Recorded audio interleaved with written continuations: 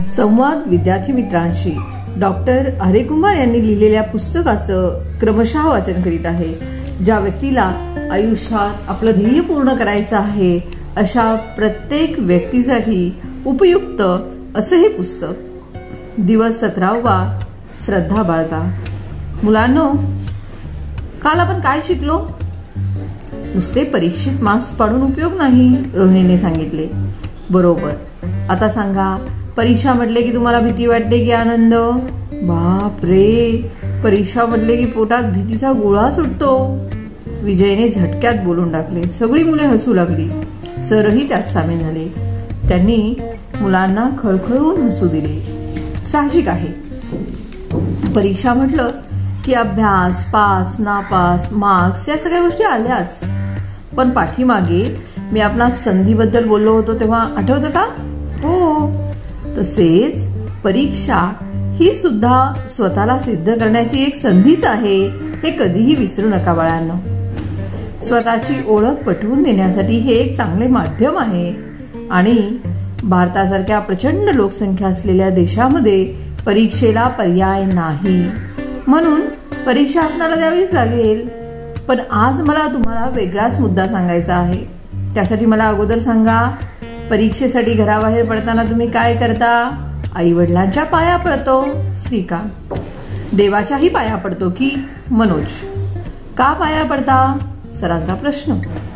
Pass व्हावे म्हणून, दीपाली म्हणाली आणि यावर सगळे हसले.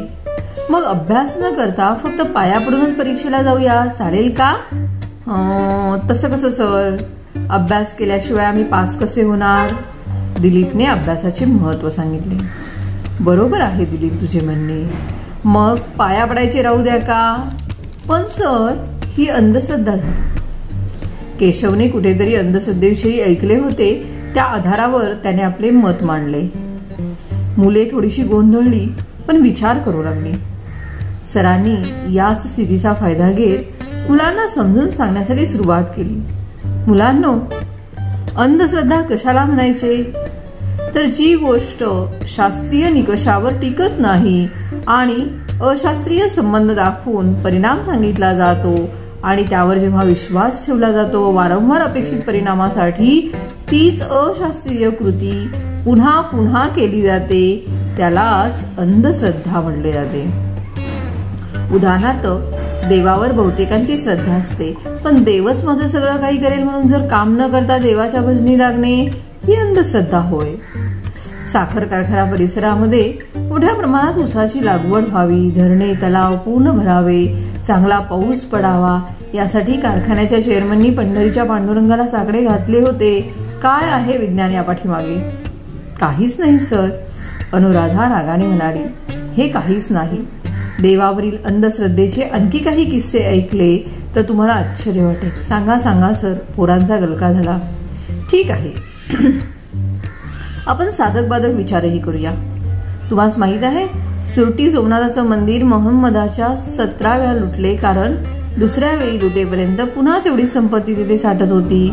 परंतु देवाने त्याला काहीच केलेलं नाही. परंतु आम्ही मात्र सोमनाथाची मूर्ती अधांतरी असल्याने तिचे महात्म्य मानत होतो. पण नंतर मोहम्मदाने याचा खुलासा केला की मंदिर वरून फोडताना मूर्तीच्या वर एक लोहचुंबक आढळला. मूर्तीच्या खाली खोदले तर तिथे ही लोहचुंबक, म्हणून मूर्तीमध्ये स्थिर. मोहम्मद खजिना लुटत राहिला आणि आम्ही मात्र अधांतरी मूर्तीचं महात्म्य जपत राहिलो. शास्त्रीय दृष्ट्या त्याचा कधी विचारही केला नाही. मध्य प्रदेशातील उज्जैनमधील दारू पिणारा काळभैरव देवही आम्हाला प्रिय. अहमदनगर जिल्ह्यातील वांबोरी येथील भैरवनाथाला दर रविवारी ब्रँडीचा नैवेद्य दाखवला जातो. मुलं पोट धरून हसू लागली. सरही हसू लागली. आपल्या धर्ममार्तंडाच्या म्हणण्यानुसार 12 वर्षातून एकदाच दक्षिण गंगेला रामकुंडात या कुशावर्तात मारलेली एकमात्र डुबकी आयुष्यातील सर्व पापांचे क्षालन करून पुन्हा मोक्षप्राप्तीची द्वारे खुली करून देत असेल तर तिन्ही त्रिकाल या जागी स्नान करणारे आणि अष्टोप्रहर याच गंगेचे उदक प्राशन करणारे लोक भूतलावावरील सर्वश्रेष्ठ पुण्यात्मा समजलेच पाहिजेत. गंगेतील आंघोळ एवढी पवित्र असेल तर त्यातील मासे व बेडूकच महापवित्र म्हटले पाहिजेत. मुलांचा पुन्हा आशा.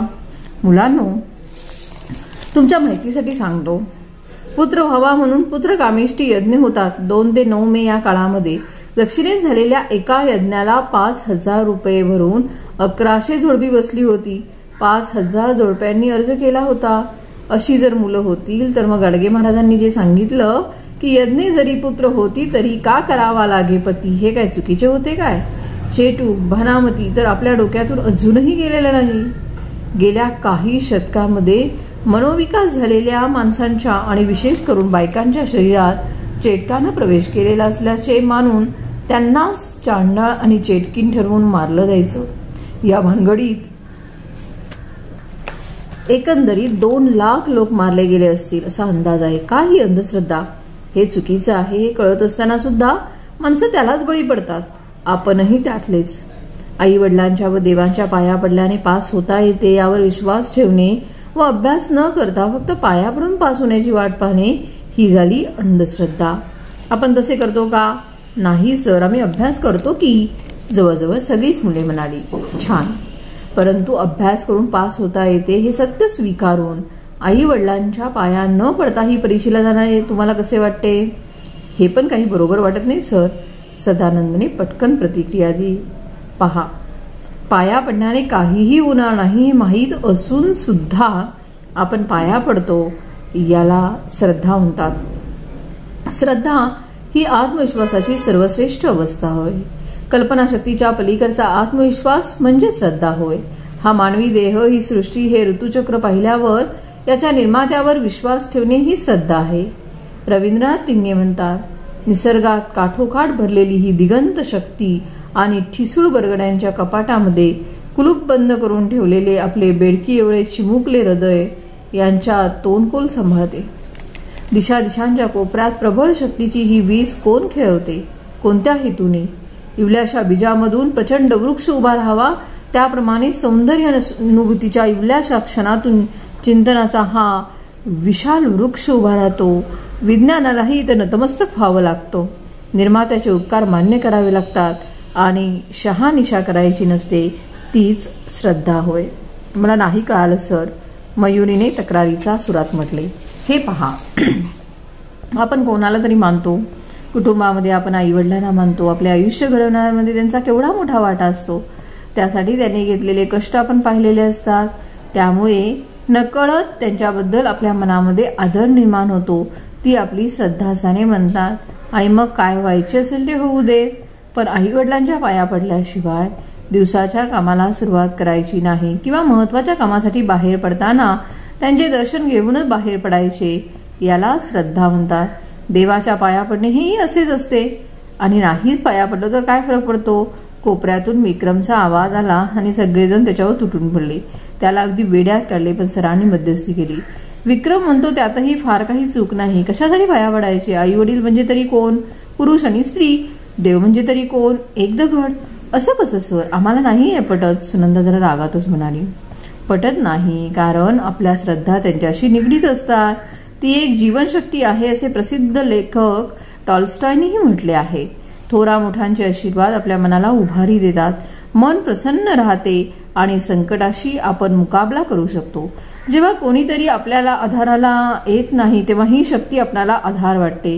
आणि म्हणून मृत्युजयकार शिवाजी सावंत यांनी तिला काटेरी जीवनावरची हिरवळ असे म्हटले आहे.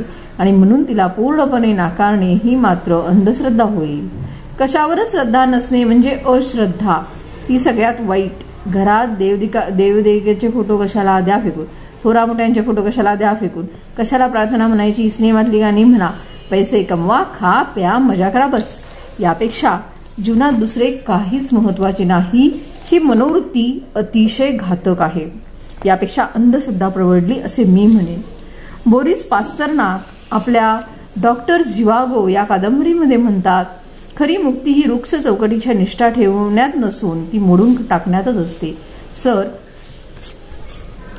अंधश्रद्धेमुळे तर कित्येक कुटुंबे वाया गेली. हरीशने आपला मुद्दा मांडला आणि त्याची बरीच उदाहरणे सांगितली. बरोबर आहे हरीश तुझं म्हणणं. मी टोकाला जाऊन विधान केले. याचा अर्थ एवढाच की अंधश्रद्धाही नको आणि अश्रद्धा तर मुळीच नको. आपणास हवी आहे श्रद्धा. एकलव्याने गुरु द्रोणाचार्याचा पुतळा तयार करून त्यावर श्रद्धा ठेवली आणि तो उत्तम धनुर्धारी झाला. साने गुरुजींना आई परमप्रिय होती. डॉक्टर बाबासाहेब आंबेडकरांची ग्रंथावर श्रद्धा होती. मोठमोठे डॉक्टर सुद्धा ईश्वराचे स्मरण करून अवघड ऑपरेशन करतात. श्री विठ्ठल हे जगद्गुरु तुकाराम महाराजांचे आराध्य दैवत होते. महात्मा गांधींना प्रभूची प्रार्थना खूप आवडत असे. रघुपती राघव राजाराम हे त्यांचे आवडते भजन होते. भवानी माता छत्रपती शिवरायांचे श्रद्धास्थान होते, तर समस्त मावळ्यांचे श्रद्धास्थान शिवराय होते. या श्रद्धास्थानांनीच या मंडळींना बळ दिले आणि त्यांनी इतिहास निर्माण केला. आज अशा श्रद्धांची नितांत आवश्यकता आहे. डॉक्टर वाय.के. शिंदे म्हणतात, भारताचे एक पाऊल भौतिक प्रगतीच्या कठीण खडकावर आहे आणि दुसरे पाऊल अज्ञान आणि अंधश्रद्धाच्या गाळात रुतलेले आहे. खडकावरील पावलावर जोर देऊन सुद्धा गाळातील पाऊल तर निघतच नाही, इतकी अंधश्रद्धांची पाळेमुळे खोलवर रुजली आहे. ती आपणास उपटून टाकायची आहेत आणि त्या ठिकाणी श्रद्धेचे रोप लावायचे आहे. जर्मन महाकवी गटे म्हणतो, श्रद्धेच्या गाथा या फलप्रदतेच्या गाथा होत. अंधश्रद्धेच्या गाथा कितीही चमकदार असल्या तरी त्यात चिरंतन कल्याणाचा अभाव असतो. फुले कान देऊन ऐकत होती. आम्ही कोणावर श्रद्धा ठेवावी सर? पल्लवीने विचारले. अशी कोणतीही व्यक्ती जिवंत वा मृत जी तुमच्यासाठी आदर्श असेल, जी तुम्हाला वंदनीय असेल, तिचे प्रातस्मरण तुमच्या मनाला सात्विक बनवते आणि जिच्या नामस्मरणाने तुम्हाला सत्कार्य करण्याची प्रेरणा मिळते, ते तुमचे श्रद्धास्थान असेल. ते अधिक स्पष्ट व्हावे म्हणून मी आपणास एक उदाहरण सांगतो. एकदा एरिस्टॉटल आणि अलेक्झांडर प्रवासाला निघालेले असता एका नदीकाठी पोहोचले. नदीला पूर आला होता. त्यांना पाण्याचा अंदाज येत नव्हता. अलेक्झांडर एरिस्टॉटलला म्हणाला, गुरुजी, मी प्रथम पोहून जातो आणि पाण्याचा अंदाज घेतो. व सर्व काही ठीक असेल तर पलीकडील तीरावरून तुम्हाला फोन करतो, मग आपण निघा. एरिस्टॉटल म्हणाले, तसे नको, मीच प्रथम पोहून जातो व तुला तीरावरून फोन करतो. एवढ्यात अलेक्झांडर पाण्यात उतरून पार दुसऱ्या तीरावर गेले. 12 वर्षाच्या अध्ययन काळात प्रथमच अलेक्झांडरनी एरिस्टॉटलला शब्द मोडला होता आणि दोघेही तीरावर सुखरूप पोहोचले. काही वेळाने एरिस्टॉटलने अलेक्झांडरला विचारलं, बेटा, तू आतापर्यंत माझी कधीच अवज्ञा केली नव्हतीस. आज तू माझं ऐकलं नाहीस, असं का केलंस? अलेक्झांडरनी नम्रपणे उत्तर दिलं, गुरुजी, आपल्या जीवाला धोका पोचला असता तर जग एका थोर विचारवंताला मुकले असते. जगाला अनेक अलेक्झांडर मिळतील, पण आपल्यासारखा विचारवंत मिळणार नाही आणि म्हणून मी प्रथम धोका पत्करला. आपल्यासारख्या थोर गुरुचे जीवन हे माझ्यासारख्या अनेक राजपुत्रांच्या जीवनापेक्षा सुद्धा खूपच मौल्यवान आहे. वा, अलेक्झांडर दी ग्रेट, वसुंधरा उद्गारली. हो, ते ग्रेट होते, ते राजपुत्र म्हणून नव्हे तर एरिस्टॉटलचा शिष्य म्हणून, कारण त्यांची गुरुवरील श्रद्धा. आपली अशी कुणावर तरी श्रद्धा हवी. त्यासाठी तुम्हीच अंतर्मुख होऊन विचार करा आणि तुमचे श्रद्धास्थान ठरवा. पहाटे उठा, शुचिर्भूत होऊन आपल्या श्रद्धास्थानाला वंदन करा आणि कार्यारंभ करा. पहा काय अनुभूती येते ते. पण सर, देव न मानणारी माणसे आहेतच की? बराच वेळ मनामध्ये घोळत असणारा प्रश्न विशालने विचारला. होय, आहेत. गोपाळ गणेश आगरकर यांच्या मृत्यूनंतरच्या केसरीतील अग्रलेखामध्ये देव न मानणारा देव माणूस असे त्यांच्याविषयी लोकमान्य टिळकांनी उद्गार काढले होते. पु ल देशपांडेंनी पूर्णपणे नास्तिक होते. दैवी शक्तीचे अस्तित्व ते मानत नव्हते. त्यांच्या घरात कुठलाही पूजाविधी नव्हता, कसलीही कर्मकांडे नव्हती. वाऱ्यावरची वरात या खेळाच्या वेळी देशपांडे दाम्पत्य रंगमंचाची पूजा करीत नसत. रंगदेवतेला नारळ ठेवीत नसत. पडद्याला माळ घालीत नसत. धूप दाखविणे तर दूरच. तरीही पु ल देवमाणूस होते. म्हणून टिळक म्हणतात, ते खरंच आहे, देव न मानणारी माणसेही देवमाणूस असू शकतात. त्यांनी कदाचित देवाला वेगळ्या रूपात पाहिलं असेल. जे का रंजले गांजले त्यासी म्हणी जो आपुले, तोची साधू ओळखावा देव तेथेची जाणावा, असे तुकाराम महाराज म्हणतात. महात्मा फुल्यांनी निर्मिक मानला तर सद्गुरू गाडगे महाराज देवकीनंदन गोपालाचे कीर्तन करीत होते. स्वातंत्र्यवीर विलास सावरकर कट्टर बुद्धिवादी होते आणि भारत भूमीवर त्यांची श्रद्धा होती. म्हणजे आस्तिक असणे वा नास्तिक असणे याचा श्रद्धेवर काहीही परिणाम होत नाही. श्रद्धा ही कशावर तरी असतेच, मग तो देव असेल, व्यक्ती असेल किंवा एखादी कृती असेल. आणि म्हणूनच आपली सुद्धा कशावर तरी कुणावर तरी श्रद्धा असलीच पाहिजे.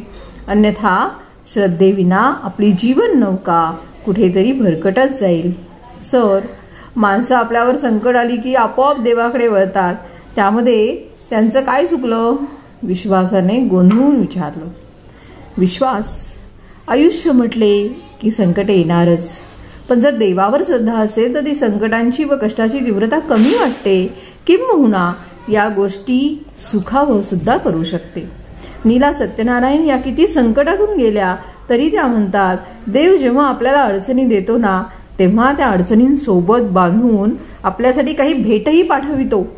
प्रत्येक अडचणीतून आपण जे काही शिकतो तीच तर आपली भेटवस्तू असते आणि त्यासाठी आपण नेहमी कृतज्ञ राहायला हवे.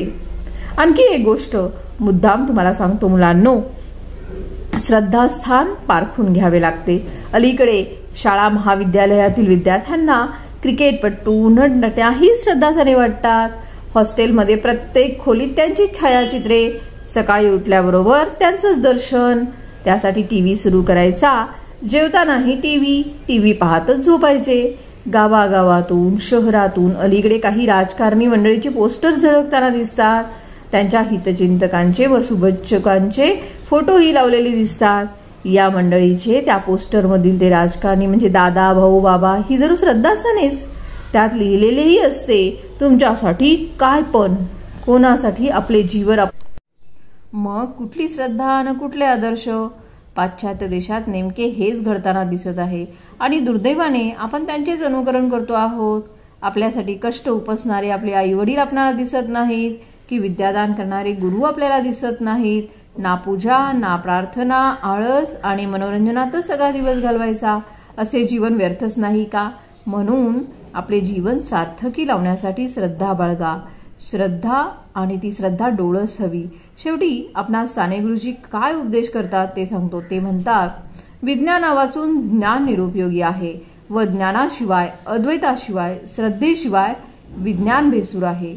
ज्ञानाच्या पायावर श्रद्धेने विज्ञानाची इमारत उभारावी तर ती कल्याणकारक होईल. थोडं थांबून सर म्हणाले, ही श्रद्धाच तुम्हाला समाजापुढील एक उत्तम उदाहरण व्हायला मदत करेल.